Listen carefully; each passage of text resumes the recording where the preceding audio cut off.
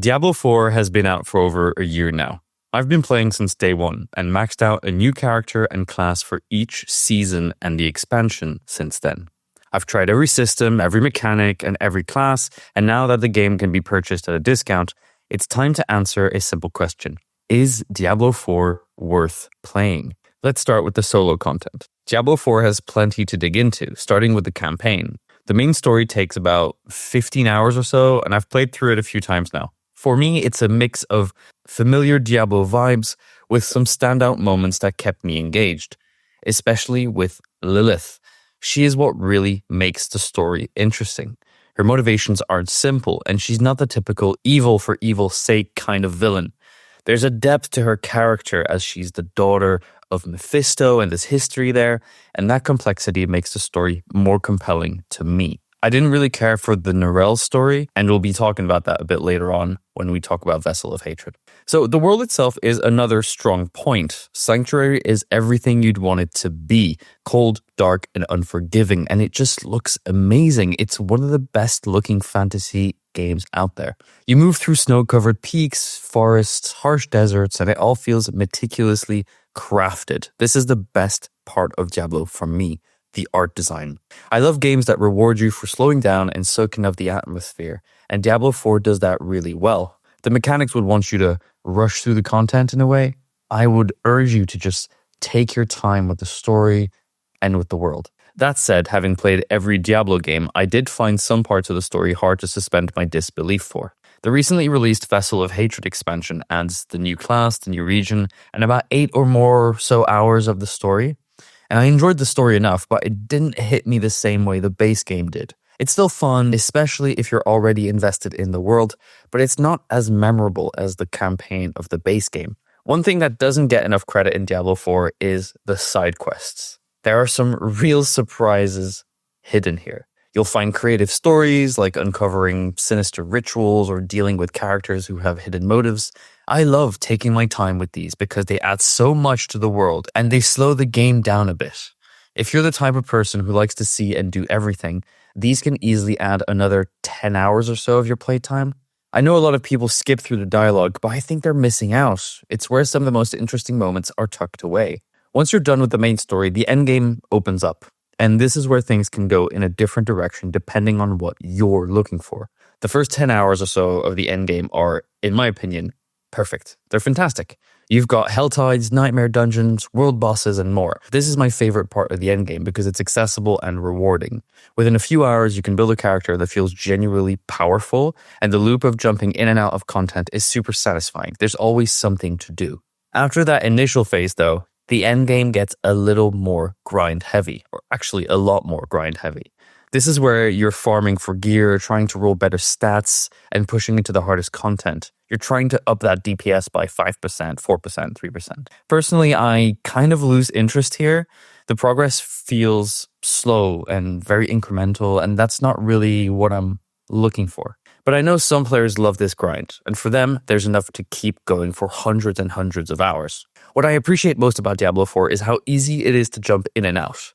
Life gets busy, and having a game that fits into smaller chunks of time is a huge plus for me. Even if I've only got like 30 minutes, I can dive into a Helltide or run a quick dungeon and still feel like I'm progressing. Playing on my Steam Deck is also perfect for this. I can get some game time in while my wife is watching TV, and it never feels like I'm missing out on the experience. If you're looking for a strong campaign, some great side quests, and a chance to dabble in the endgame without feeling overwhelmed, I'd say the base Diablo 4 game is enough at this point. Maybe you need more to make your mind up about it. Let's keep going. Playing Diablo games with friends has always been fun, and it's no different here. Some of my most memorable moments of gaming is just playing Diablo 2 with other people in LAN parties. Those were the days, right? Most of the content in Diablo 4 is multiplayer friendly. And while the group features were rough at launch because they're just not there, they've improved over time. You do get to see other players running around, which helps the world feel alive, in my opinion. I like that. But the interactions are extremely limited. You're never going to start a conversation with a random, or it's very unlikely. It's not a game where you'll naturally connect with strangers, in my opinion. One tool I do find myself using quite often at the moment is the group finder. It's really straightforward and gets the job done, but it's not particularly exciting. If you've ever used World of Warcraft's Party Finder, it's a similar experience. It's functional but lifeless. It's especially helpful in the endgame, where teaming up is recommended for farming materials or defeating bosses. Pooling resources with others makes these runs more efficient and rewarding, even if the system itself lacks personality. The real highlight for group content is the Dark Citadel, which was added in the Vessel of Hatred expansion.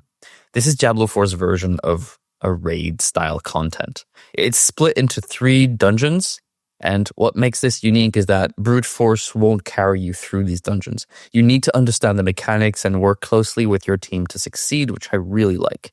It's not the kind of content you can tackle unprepared, or you can do while you're watching a movie or whatever. But that's part of the fun. Each wing ends with a boss fight, and clearing these dungeons feels like an accomplishment. The rewards can be worth it, but there are other ways to grind for gear, and the teamwork required adds a layer of strategy that's missing from other endgame activities, in my opinion. If you're playing with friends, Diablo 4 becomes a different experience. Whether you're running dungeons, farming bosses, or just hanging out in a party, the game feels more rewarding when you're working as a team. That said, if you're hoping to make friends through the game, I don't think it's set up for that at all. The social tools are really limited, and the overall multiplayer experience doesn't seem designed to foster new connections. If you already have a group of friends ready to jump in, Diablo 4 is actually a really, really solid experience. But for those looking to meet new people or build lasting in-game relationships through this game, I'm not talking about Discord or whatever, through the game, this probably isn't the right one for you.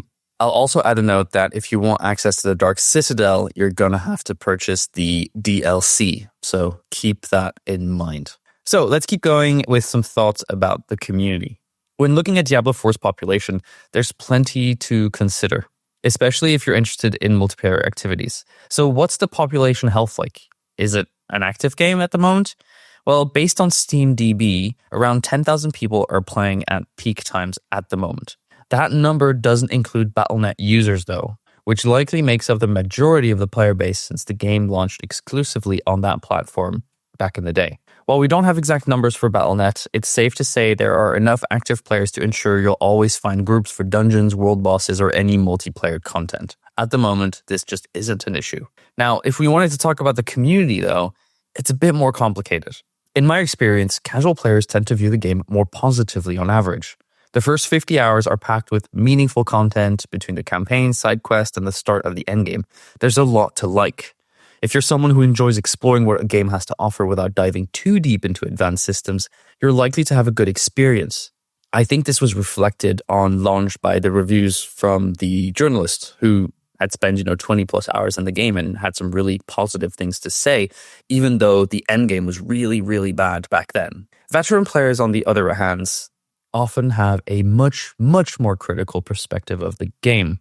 The grind-heavy nature of the advanced endgame slows progress considerably, and for those who focus on optimization, it can start to feel repetitive.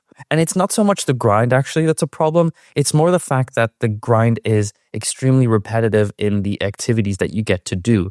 At some point, you're just trying to push the pit further and further.